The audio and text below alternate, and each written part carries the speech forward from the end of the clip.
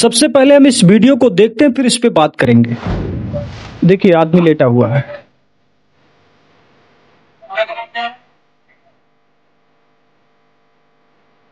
हाथ पकड़ के उठाया जा रहा है। ये भाई साहब उठ गए, बैग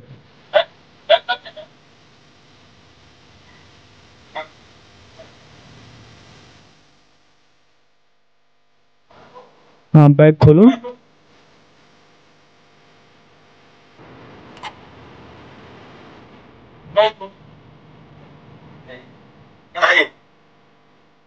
सामान है किसके पास देता कौन मान तुमने चोरी किए थे अभी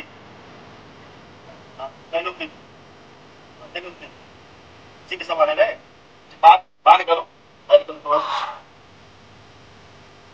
सामान के सर्टिफिकेट। देखिए सामान भी बैग से अंदर से मिल गया है। अभी एक नहीं, अभी 3 लोग हैं। अभी देखिए इसमें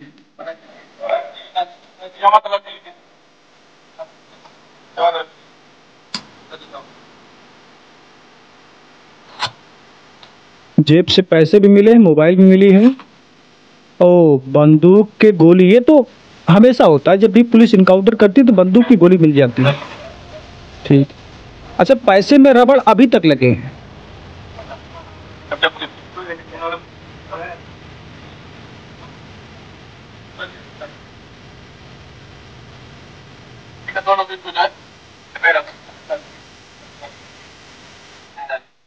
पन्नी में हाँ। अब देखिए दूसरा आदमी है, उठ जाओ। हाँ उड़ गए भाई साहब। चोरी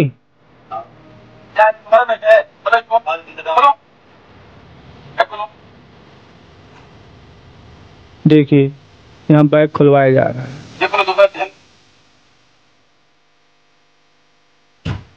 मतलब बताना पड़ रहा है कि चैन दूसरा, 2 चैन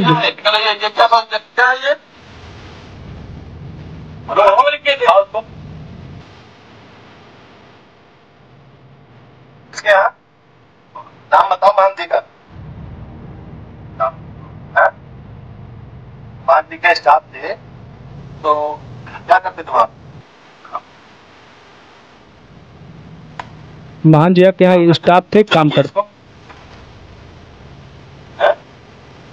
नहीं हो गया, ठीक है जाओ क्लास लीजिए अंदर।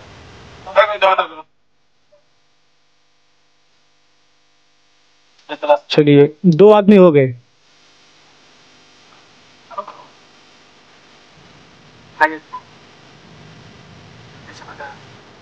पैसे और पर्स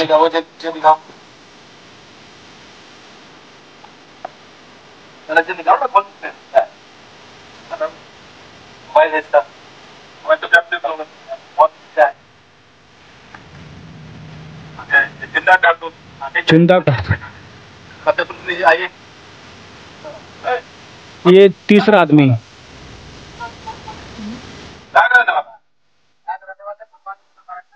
भगवानपुर में, मतलब पूरा तैयारी में था वो। क्या बताना है, भगवानपुर हमारा घर है, कहाँ मिले थे क्या कैसा। बैग क्या है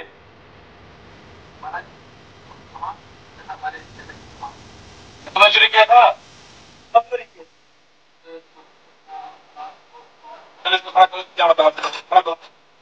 खड़ा करो। ठीक,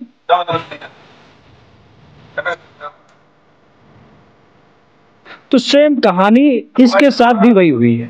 अब हम सीधी सी बात करते हैं, हमारे पास कुछ सवाल हैं, देखते हैं सवाल में जवाब क्या मिलता है। सवाल ये है कि क्या आपको लगता नहीं कि ये कहानी के है, जैसे फिल्म में होता है, फिल्मों में होता ठीक वैसे। यहाँ पर हम कुछ सवाल करते हैं जो सोशल मीडिया पर काफ़ी ज़्यादा लोग सवाल कर रहे हैं। सवाल सबसे पहला यह है कि एक ही पोजीशन में लेटे हुए तीनों आरोपी, तीनों को ऐसे लिटाया गया है कि पहले इनका फिर आपका फिर आपका, बैग तीनों के पास है, पैसे तीनों के पास है, पर्स तीनों के पास है, गोलियां तीनों के पास है। मतलब सब कुछ एक ही जैसा मिल रहा है। अगर चोर एक ही जगह से है तो सबके पास मिलना चाहिए, मगर सबके पास बराबर बराबर हिस्सा, एकदम बराबर बराबर। और सबको पता है और सबको ऐसा लगता है जैसे किसी को बताया हो, भैया आप बैठे रहो, जब हम कहेंगे तभी उठना, या हमारे साहब आएंगे तभी आप उठना। तो वहां पर वो आदमी बैठा है, अब जैसे साहब आते हैं तहाँ कह देता उठ, खड़े हो, उठ जाता है। क्या है? बैग तुम्हारा है, पर्स तुम्हारा है, गोली तुम्हारी है, चोरी कहाँ किए थे, बांध के यहाँ गए थे। तो ये सारी चीजें ऐसा लग रहा है जैसे मतलब कोई बता रहा है या कुछ हो भी हो। खैर, ये जो मेरे सवाल है, मेरे खुद के सवाल है, मेरा खुद का मानना, ये वीडियो असली भी हो सकती है, इसमें सच्चाई भी हो सकती है, पर मेरा मतलब एक अपना मानना है कि ऐसा भी हो सकता है या ऐसे फिल्मों में दिखाया जा सकता है। तीनों एक ही पैर में गोली, तीनों के पैरों में गोली लगी है, एक ही, और निशाना भी यहाँ पुलिस और दरोगा जी का कितना पक्का रहा होगा, पैरों में गोली लगी। और कहानी तो वही होगी जो अक्सर होता है कि गाड़ी पलट गई, आरोपी भागने की कोशिश कर रहा था, इसमें जो है आरोपी को मजबूरन हमें गोली चलानी पड़ी और गोली जाके उनके पैरों में लगी। 6 आरोपियों में 3 आरोपी गिरफ्तार हुए। खैर, अब तीनों को एक ही तरीके से उठाया जाता है, तीनों के पास से बैग मिलते हैं और जमा तलाशी ठीक एक ही प्रकार से होती है सबकी। तो अब सवाल ये है कि दरअसल यह पहली बार नहीं, उत्तर प्रदेश में ऐसे इनकाउंटर की खबरें कई बार आई पिछले कुछ वर्षों में। यहाँ सैकड़ों से ज्यादा मामले सामने आए हैं जहां आरोपियों को एक हाफ इनकाउंटर में घायल कर दिया जाता है और कई बार घटनाओं को मांझित बना बताया गया है। इंडिया टीवी के रिपोर्ट के मुताबिक अगर बात करें तो मुख्यमंत्री योगी आदित्यनाथ के कार्यकाल में लगभग 12,000 से ज्यादा पुलिस इनकाउंटर हुए, जिसमें 207 अपराधी मारे गए, 17 पुलिसकर्मी शहीद हो गए। लेकिन कई बार इन इनकाउंटरों को लेकर सवाल भी उठता रहा है, खासकर जब वीडियो फुटेज सामने आता है तब, और एक ही पैटर्न का नजर आता है तब सवाल उठते हैं। उदाहरण के लिए बात करते हैं विपक्षी में 2020 में नेता विकास दुबे का इनकाउंटर, फिर या 2021 में बरेली में एक अन्य मामले में जहां आरोपियों को पैर में गोली मारकर गिरफ्तार कर लिया गया। इन सभी मामलों में समानता नजर आती है, वीडियो में दिखाए गए दृश्य कुछ एक दूसरे से मेल जोल करते हैं, ऐसा लगता है कि पूरी स्क्रिप्ट तैयार है या फिर कॉपी करके हमें करना है। इस वीडियो को देखकर कई सवाल उठते हैं। पहला, क्या सभी आरोपियों को एक ही तरह से घायल किया गया? दूसरा, क्या जो वीडियो में सब कुछ इतना व्यवस्थित लग रहा है, नाटकीय लग रहा है? तीसरा, क्या यह हाफ इनकाउंटर है या फिर एक नई परिभाषा है जहां सिर्फ पैरों में गोली मारकर मामले को बंद कर दिया जाता है? हाफ इनकाउंटर, क्या न्याय यही है या फिर ये दंड है?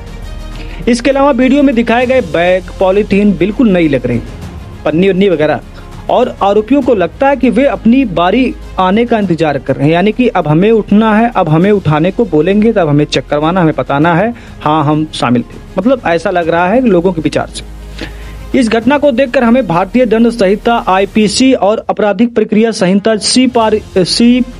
CRPC में हालिया बदलावों को याद आती है। क्या इस कानून सुधार के बावजूद मंचित वीडियो बनाने की जरूरत पड़ती है या फिर जनता के विश्वास को बढ़ाने के लिए सिर्फ ये किया जाता है, या फिर पुलिस की एक अपनी कार्य करने का तरीका है?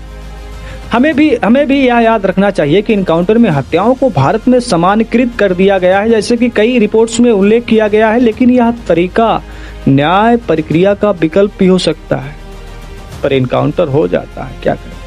तो एक असली इनकाउंटर था या फिर एक नकली इनकाउंटर था या फिर इसको कहानी बनाई गई, इस पर मैं कोई सवाल नहीं करना चाहता। वीडियो सही भी हो सकता है, वीडियो गलत हो सकता है, जो भी होते हो शासन, प्रशासन, वकील और ये जज साहब करेंगे। हमारे कहने का मतलब हमारी जो राय है, जो लोगों की राय है, कुछ लोगों का मानना है। तो अब आपको क्या लगता है वीडियो में जो प्रसंग दिखाया गया, जो वीडियो चलाया गया, जिस तरह से इनकाउंटर किया गया, जिस तरह से लोगों को उठाया गया, अब तुम्हारी बारी, अब तुम उठ जाओ, कहाँ गए थे, किसके यहाँ चोरी हुई थी, ये सारी बातें कैसे लगती है? धन्यवाद, नमस्कार।